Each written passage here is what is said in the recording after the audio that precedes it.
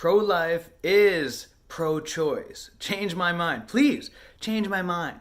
See, that's the thing about me, is I've always been willing to change my mind on any subject, any belief based on new information. I'm kind of hippie in that I don't really, really like identifying myself as someone on the right or someone on the left or independent even. Definitely not a liberal. But I like to look at things logically and logically consistent. And I like to make decisions based on what seems most rational and most logical. And I'm willing to change my mind based on new information if something doesn't make sense to me. And I changed my mind about abortion. I used to, up until even recently, I've researched into a lot of subjects, but abortion just wasn't one of them, so I wasn't too educated on it. And as far as I knew, it was, hey, you know what? Let women have their abortion. Whatever. Let them have it. Hey, it's their body. They can do what they want. I didn't really think about it too much. But then as I started to dive in and do research, I like to research subjects. I thought, what's all this fuss about? I'm going to hear both sides of the argument. So I heard some of the best arguments on both sides, from women, from men. I'm arguing both sides for and against abortion. I heard arguments from black women, from black men who were for an abortion and against abortion. I heard all different sides. And what made most sense, logically consistent, was that of pro-life, and how pro-life is actually pro-choice.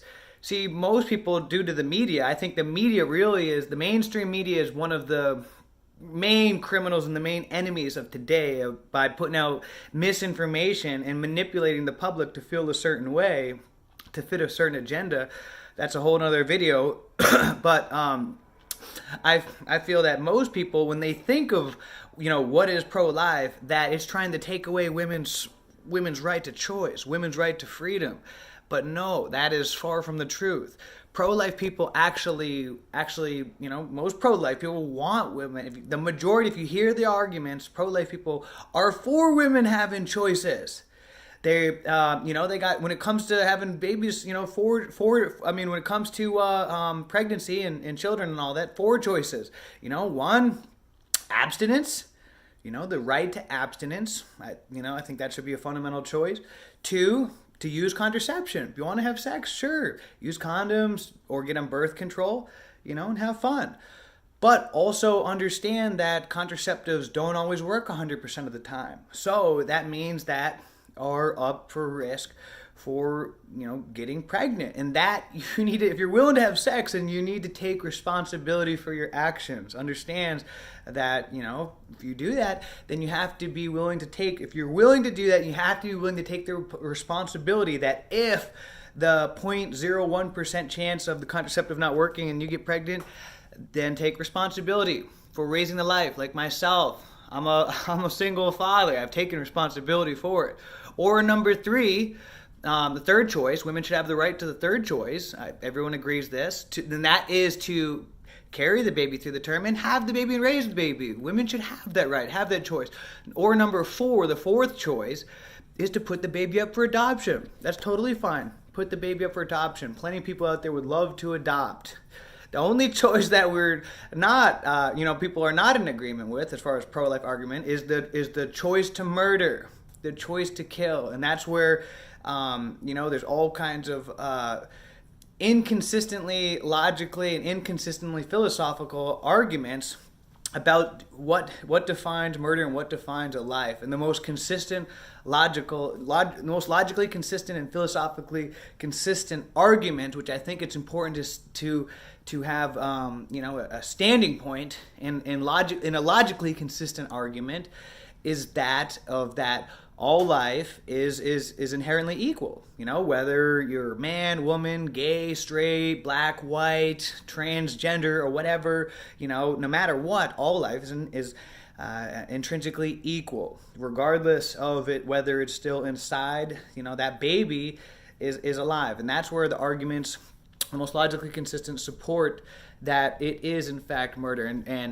And the thing is, people bring up about, one of the first arguments they'll bring, oh, what about rape? And what about, women who get pregnant from incest, but those are such a small percentage of abortions. Overwhelmingly, the majority of abortions are just out of because having the baby is going to be an inconvenience. And most pro-life, the pro-life argument is that if you were raped or incest, that that in that situation, it would be okay to abort if you were raped, or it was incest, or if your life was at risk and you were going to die, then that would be okay to get an abortion. So that's the argument, and why pro-life is pro-choice. I didn't know this.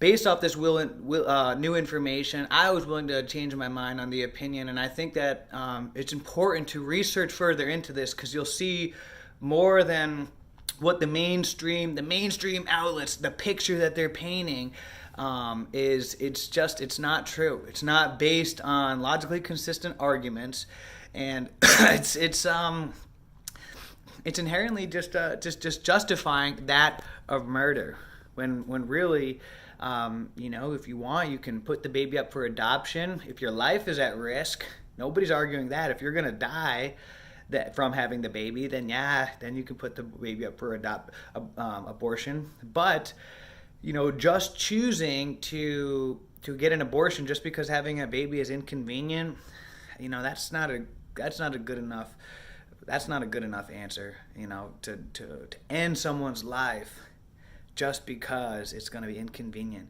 when you could just put it up for adoption. So that's my saying that, and I think that it's like we're living in these times where it's like emotions versus logic. It's not even like, it's so weird. If you look at the arguments today, the mainstream arguments that are two-sided, it's literally like almost always emotional, liberal insanity versus logic. And like I said, I don't claim to be a Republican or right. I do my own thinking for myself, but I tend to swing more in agreement with the people on the right, and the conservatives, and the Republican, just because a lot of times their arguments tend to match up more with logic and are logically consistent, where the left tends to be pretty insane. Their arguments don't have any sound, any foundation. It's just emotional yelling and screaming and feelings hurt. Well, guess what? Facts don't care about your feelings. That's one thing I love about numbers. I've always been a numbers guy. Men lie, women lie, but numbers never lie. Follow the statistics. What do the statistics show? What is the truth? And the truth of the matter is, it'll show you that the majority of abortions happen just out of inconvenience, and that most people who are for abortion, they're also not for late-term abortions, for abortions happening up until 9 months, like what is going on now and is legally allowed, which is crazy. Most people who are for abortion aren't even for that. So if that's the case, if you don't want to abort a baby that's inside, at like 8 months, but it's okay at 6 months, then you have to have a logically consistent way to define a human, and that's where they don't ever have a good argument for that. So please change my mind. Try. I'm willing to change my mind on any subject, but what I've found based on my own research, and I'm willing to change my mind if you can, point me in the right direction where I can see a more compelling argument about why abortion should be legalized for all cases.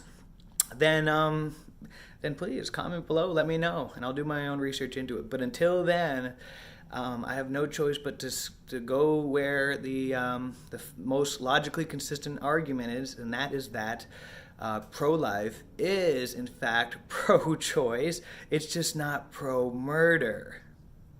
All right, guys. With that being said, I hope you have a great day, great week, a great month, a great year. Let's make it a great life. See ya.